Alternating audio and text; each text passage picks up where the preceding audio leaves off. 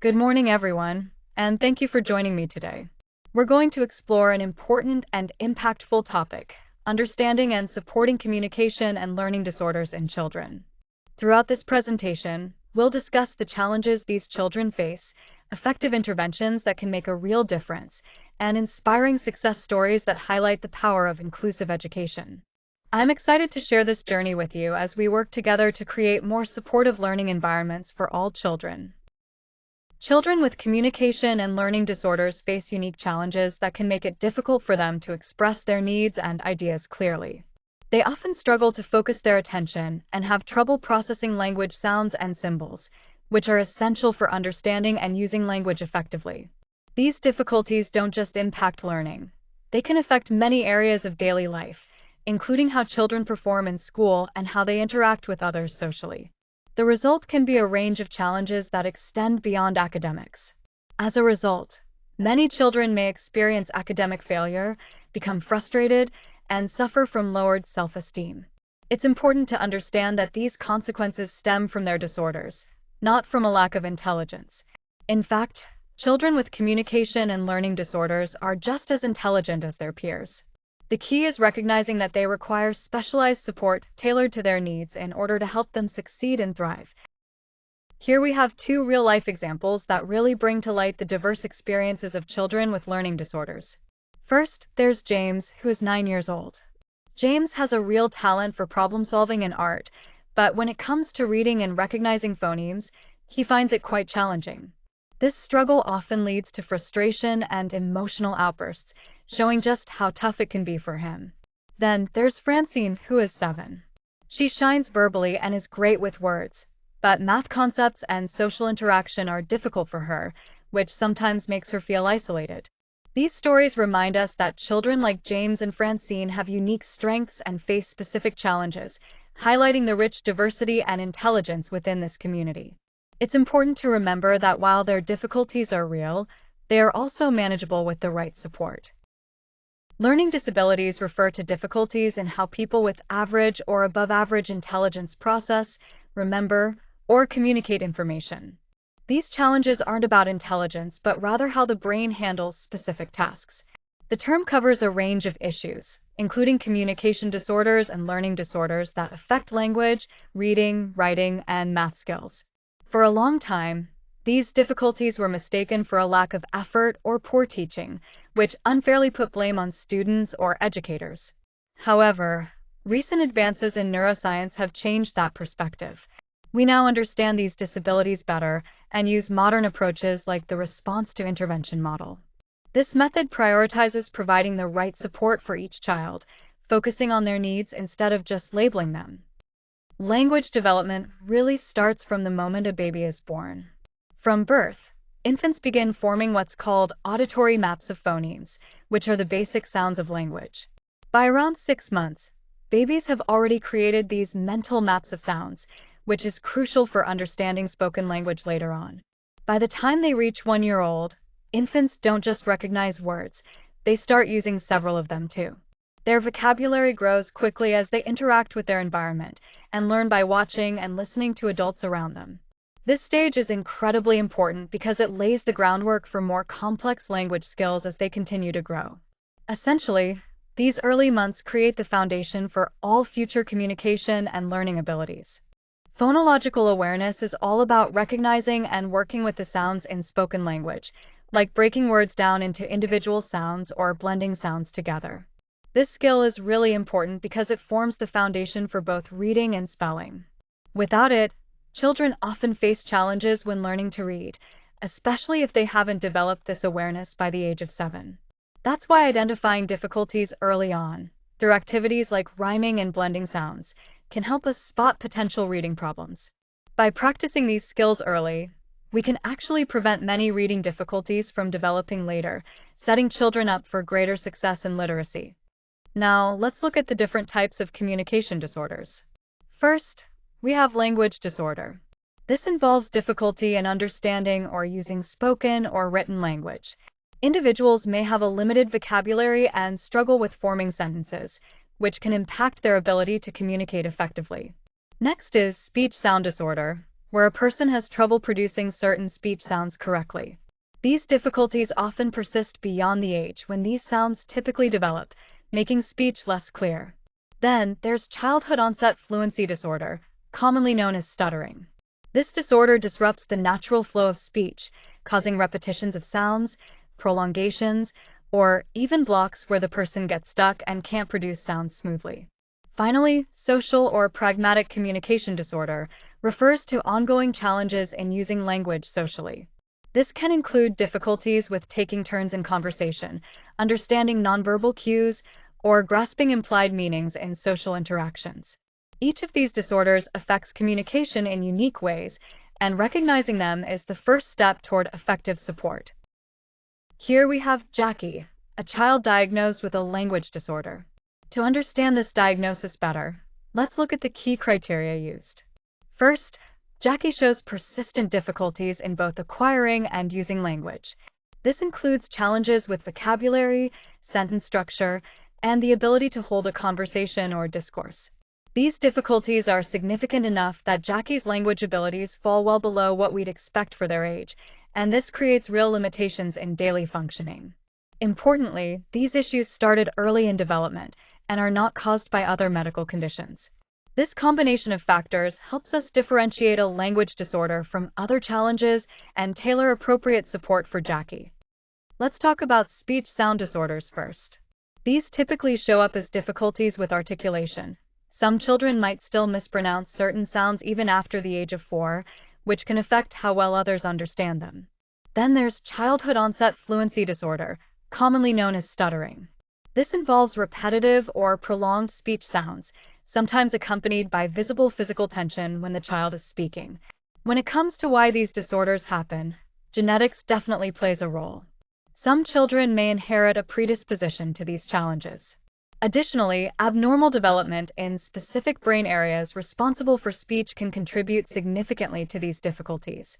While environmental factors also influence speech development, it's important to note that parenting style itself is not a direct cause of speech disorders. Understanding these factors helps us better support children facing these challenges. Here, we're looking at the key diagnostic criteria for social communication disorder, which is also called pragmatic communication disorder. Individuals with this condition often struggle with using language appropriately in social situations. For example, they might have difficulty with simple things like greeting others or sharing information in a way that fits the social context. Another challenge is adapting their language depending on who they're talking to and where the conversation is happening, which can lead to misunderstandings. They also find it hard to follow the natural flow of conversations, such as taking turns or staying on topic.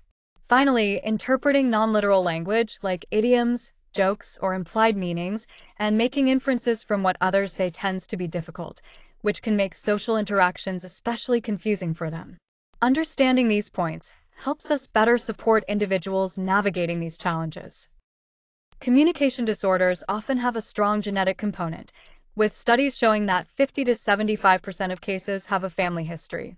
This suggests that genetics play a crucial role in their development. When we look at the brain, certain areas, particularly the left temporal lobe, which is key for language processing, tend to function differently in individuals with these disorders.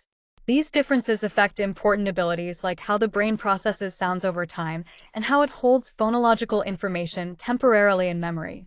While environmental factors can have some influence, the evidence indicates that biological factors are the primary cause behind these communication challenges. Understanding this helps us focus on the right areas for intervention and support. When we talk about getting help early, there are 3 key steps to focus on. First, it's important to enhance the child's language skills. This might involve practicing communication in ways that feel natural and engaging to the child. Next, we adjust the environment to better suit the child's individual needs, creating a setting that supports learning and comfort.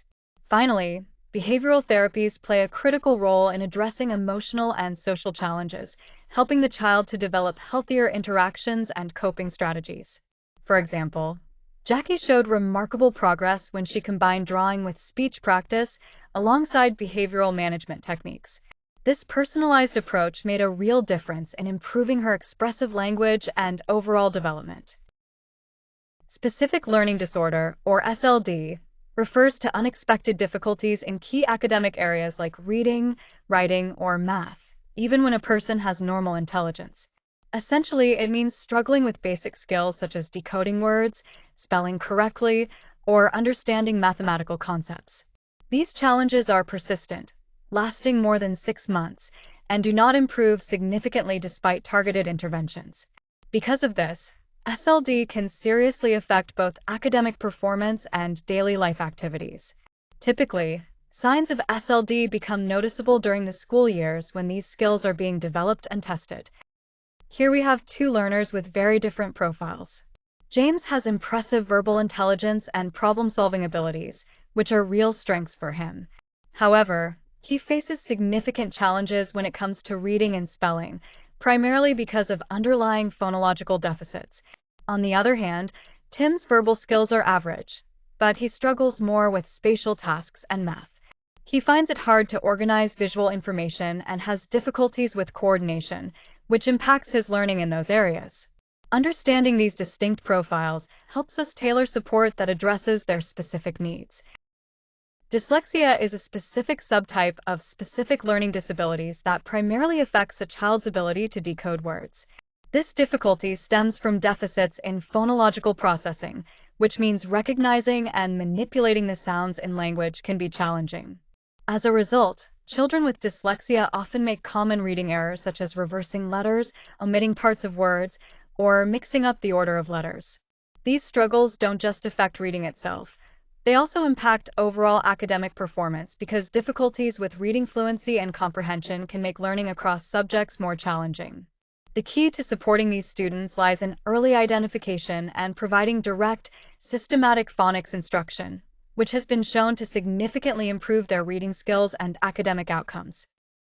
Carlos is a 7-year-old who struggles with fine motor coordination, which makes handwriting and copying figures particularly challenging for him. Neuropsychological testing has identified specific difficulties like finger agnosia, which means he has trouble recognizing his fingers and challenges with spatial tasks. To support Carlos, treatment involves cognitive behavioral strategies designed to improve his skills, alongside the use of technology aids such as computers.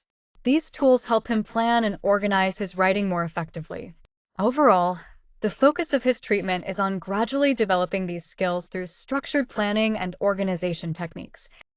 When we talk about math disorder or dyscalculia, we're referring to difficulties that go beyond just disliking math.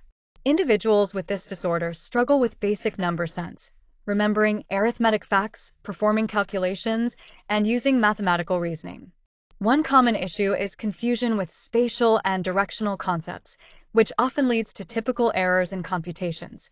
These challenges are linked to specific brain deficits that affect how visual and cognitive information is processed. As a result, people with dyscalculia experience significant hurdles in calculating and understanding math concepts. Because of these unique challenges, it's essential to have specialized interventions that are tailored to support their learning needs effectively. Here, we see a comparison of behavior problems between children with learning disorders and those without, measured at ages 4 and 8. Notice that about 32% of children with learning disorders exhibit clinically significant behavior problems at both ages. In contrast, only around 9% of children without learning disorders show similar challenges. This highlights how behavior and emotional difficulties are considerably more common in kids with learning disorders, and importantly, these issues tend to persist over time. Understanding this helps us recognize the need for ongoing support and intervention to address not just academic but also behavioral and emotional aspects in these children. The inclusion movement is all about bringing children with special needs into regular classrooms. This approach encourages social interaction among all students and helps reduce the stigma often associated with special education. Then we have the response to intervention, or RTI model, which delivers tiered and personalized teaching strategies. It ramps up support for students who are having difficulties, ensuring they get the help they need right away. A key part of RTI is early identification. Instead of labeling students, it focuses on understanding their unique needs early on and tailoring instruction accordingly. This proactive approach has been shown to improve educational outcomes, making learning more effective and accessible for every student. Let's look at two important teaching strategies: direct instruction and cognitive behavioral approaches. Direct instruction is all about clear, explicit teaching. The lessons are carefully planned and broken down into small, manageable steps. Students get lots of practice and immediate feedback, which helps reinforce skills like phonemic awareness and decoding. On the other hand, cognitive behavioral methods focus more on students' thinking processes. They encourage learners to monitor their own progress, assess how well they're doing, and regulate their learning strategies. This approach helps build independent, self-directed learners who take an active role in their education. Both strategies are powerful, but they target different aspects of how students learn. When it comes to improving phonetic processing, computer-assisted instruction plays a significant role. These computer programs slow down speech sounds and provide children with repetitive and engaging practice, making it easier for them to grasp phonetic concepts. Beyond that, when used alongside regular teacher instruction, these tools really help boost both academic engagement and achievement. They don't replace traditional teaching methods, but instead complement them by offering additional ways to reinforce essential skills like reading, writing, and math. Overall, computer-assisted instruction provides interactive support that strengthens core educational abilities while working hand in hand with classroom teaching. When it comes to building success for individuals with communication and learning disorders, early identification and intervention are absolutely crucial. Catching these challenges early means we can address language-based difficulties before they impact school performance too deeply, making treatment more effective and improving outcomes. Support works best when it's a team effort. Parents, teachers, and specialists collaborating can provide targeted teaching methods, behavioral strategies, and even assistive technologies like computer-assisted learning. Including students in regular classrooms encourages social connections and learning from peers, while response to intervention models help tailor instruction to each child's needs. It's also important to focus on strengths, not just challenges. Many individuals with the right ongoing support and encouragement develop compensatory skills and succeed academically, socially, and professionally. Factors like temperament, self-esteem, and a supportive environment play a huge role in their success. By combining medical insight with educational and psychosocial approaches, we create a positive, strengths-based path that allows these children to truly thrive.